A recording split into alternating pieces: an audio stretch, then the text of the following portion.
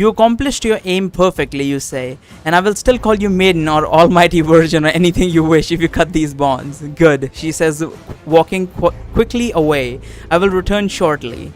What is happening here? As the sounds of her clacking footsteps recede, you test your bounds again. The more you try to free yourself, the tighter the knot seems to get. Oh, is this one of those Bear Grylls knots? I've seen Bear Grylls do these sort of weird knots where, like, when you pull on them, they're like really tight, and when you like don't pull on them, they're like loose or something.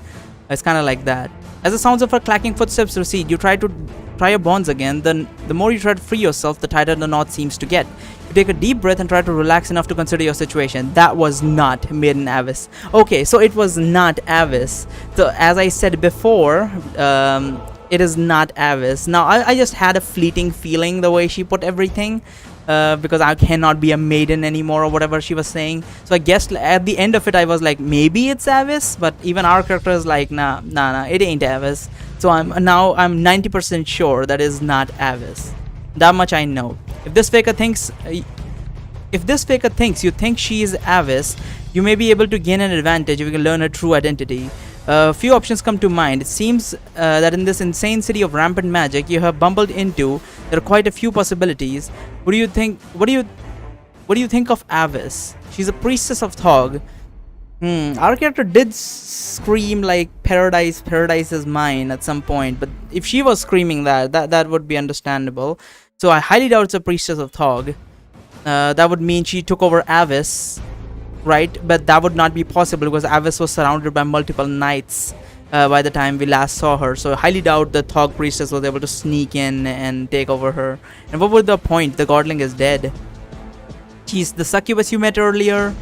Egra has possessed Avis. If Egra has possessed Avis, there's no way she would try to kill me, because Avis would be a boring host for her, and there is not this level of control. When Egra controls a rooster, usually it's more along the lines like the physical control. There's no like running. It's mostly like running and stuff like that, rather than full body control like that.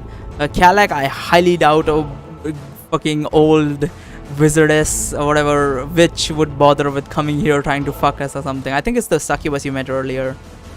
Obvious enough, you think it must be the succubus from earlier.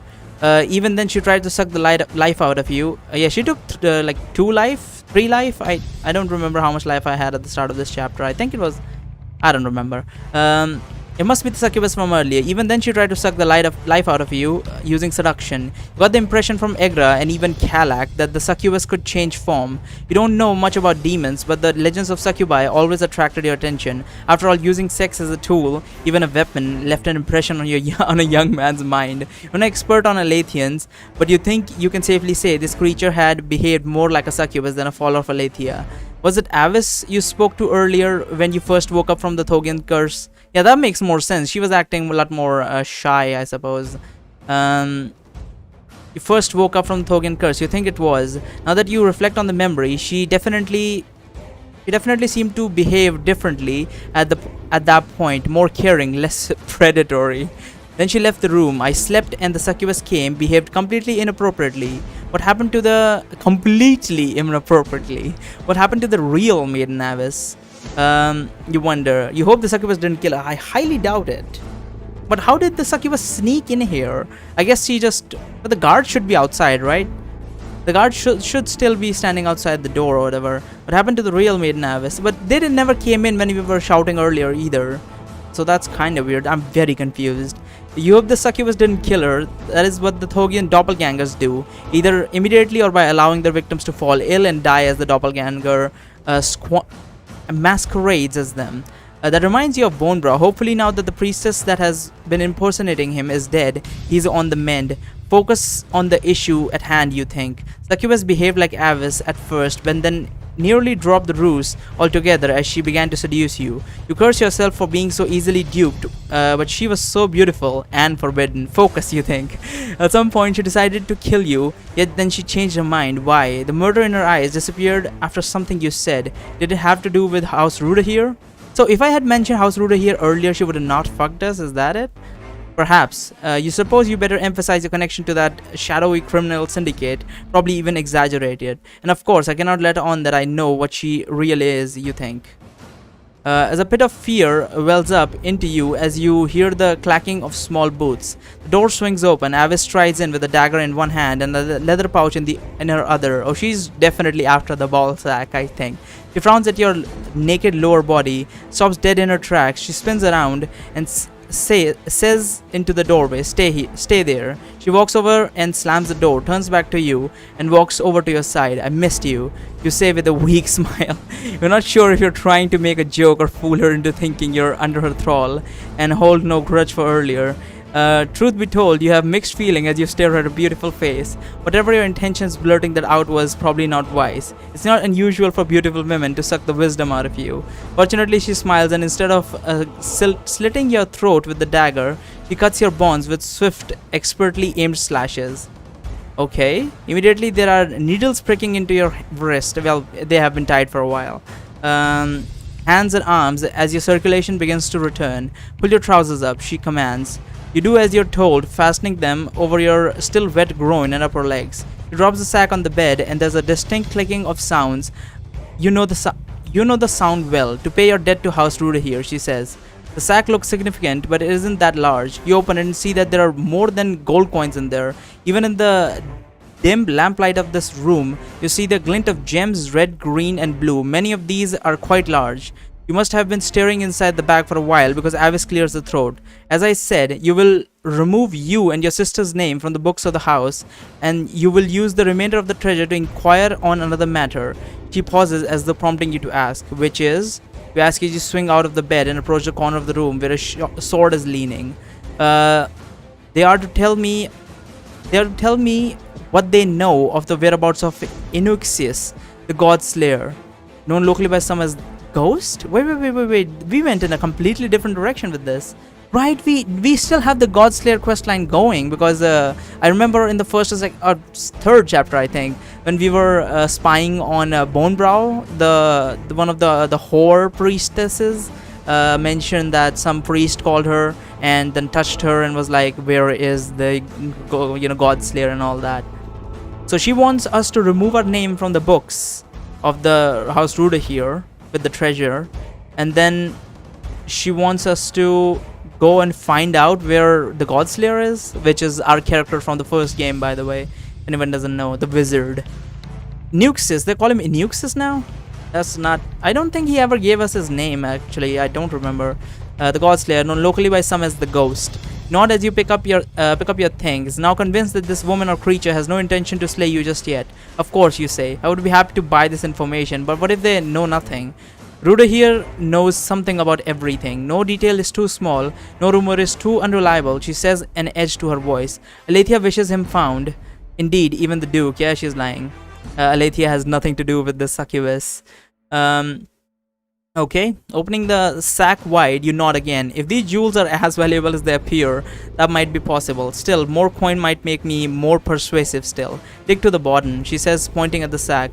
Do as she says, digging through coins and gems. Your finger finds the hard edge of something larger. You pull out a massive red gem that casts a blood-colored glow. Glorious, you think. What do you say? Aletheia's faithful are generous with their tithis. What the fuck is a tithis? Magic. What does it do? Yeah, I think I want to know what does it do. I mean, I highly doubt you would tell me, but I kind of want to know. Magic. What does it do? Magic. What does it do? You ask. Avis waves at it. Cosmetic magic. That is all. Yet you must admit that it is beautiful. It is that. You say as you stare at the glowing facets. You feel that if you focused hard enough, you could fall into its seemingly definite depths. The next thing you know, her hand taps your wrist as though a gentle chastisement. Back into the bag. Do not offer it to anyone except House Ruda here. Only they can appreciate such a treasure and give you fair compensation for it. She's hiding something, you think. Carefully place the glowing gem back into the bag. You muster your most serious business-like tone. I will do exactly as you instruct. I shall have you escorted on your quest, says Avis as she walks towards the door. Oh, that won't be necessary, you say, a pit forming in your stomach. I'm quite capable. The last thing you need is some demon's henchman following you about. Where is House Ruda here? Do you have to travel to another town or something? Well, I could probably give this to the puppeteer lady or something. No doubt, as soon as you learn anything of Inuxis or are otherwise no longer useful, you'll get a knife in your back. Avis swiftly opens the floor. Crosses the floor. Open the floor. Swiftly crosses the floor and opens the door. Bars. Enter. She commands, gesturing. Into the room walks a small girl wearing a fine dress and shiny new shoes. Her hair is a bit disheveled. Disheveled? Yeah, disheveled. And she appears a bit bewildered and possibly frightened. Rooster, this is Phoebe. Phoebe? I'm just gonna go with Phoebe. Says Avis, wrapping an arm around the girl and leading her to you. Not accustomed to meeting children under such formal circumstances, you bow awkwardly. Well met, Phoebe. Phoebe will be your escort, says Avis. She will be my what? You ask dumbly. Look closer at the girl. Her face is a little red, as though it has been recently scrubbed. Her long hair may have been combed, but not carefully because it is matted and tangled in spots. Faintly you think you can smell urine. If so, you're pretty sure it's coming from her. Your escort, says Avis with a tinge of annoyance. Escort for what? You ask. Not for the matter we just discussed, I hope. Exactly for that matter. I trust Phoebe. She will safeguard Alethea's secrets, says Avis. What do you say? If that's what Alethea wants, that's what she'll get. If that's what Alethea wants, you say with a shrug. The innocent have the blessing and protection of Aletheia. Yeah, sure, says Avis. In your observation, the gods are even more indifferent to children than men. However, there is no point in arguing. This thing, pretending to be Avis, has already made up her mind about sending a child with you to meet with cutthroats.